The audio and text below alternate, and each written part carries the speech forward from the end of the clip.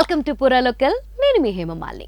ఒక చిన్న ఇన్స్టాలో స్టోరీతో ప్రభాస్ సోషల్ మీడియాని ఊపేస్తున్నాడు.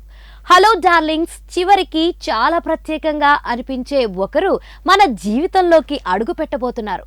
వెయిట్ చేయండి అని పెట్టిన కొన్ని నిమిషాలకే విపరీతంగా వైరల్ కావడం మొదలైంది. కొన్ని న్యూస్ ఛానల్స్ ఏకంగా ఇది తన పెళ్లి గురించేనని, అతి త్వరలో జీవిత భాగస్వామిని పరిచయం చేయబోతున్నాడంటూ చిత్ర విచిత్రమైన విశ్లేషణలతో లైవ్ షోలు షురూ చేశారు. నిజానికి ప్రభాస్ అందులో పెళ్లికి సంబంధించిన క్లూ ఇచ్చినట్లు అనిపిస్తున్న విశ్వసనీయ సమాచారం మేరకు అదేమీ కాదని తెలిసింది. అసలు విషయం ఏంటంటే, కల్కి 2898 AD ప్రమోషన్స్ కు టైం వచ్చింది. ఇంకో 40 రోజులు మాత్రమే ఉన్న నేపథ్యంలో రోజుకో అప్డేట్ లేదా పబ్లిసిటీ కంటెంట్ తో ప్రేక్షకులకు రెగ్యులర్ టచ్ లో ఉంటేనే ఓపెనింగ్స్ కి చాలా బెస్ట్ అవుతుంది.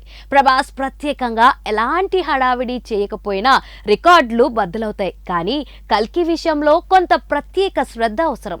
అందుకే పక్కా ప్లాన్ ప్రకారం వెళ్తున్నారు. ఇక్కడో లాజిక్ మిస్ కాకూడదు.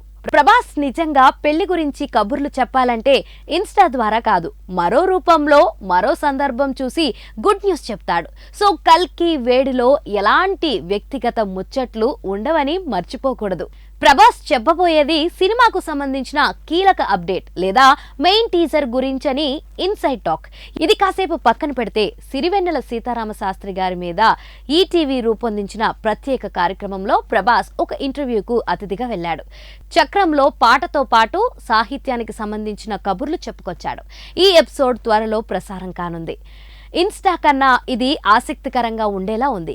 ఏదైతేనేం మొత్తానికి ప్రభాస్ ఈరోజు hot topic of the social మీడియాగా మారిపోయిందన్నది నిజం.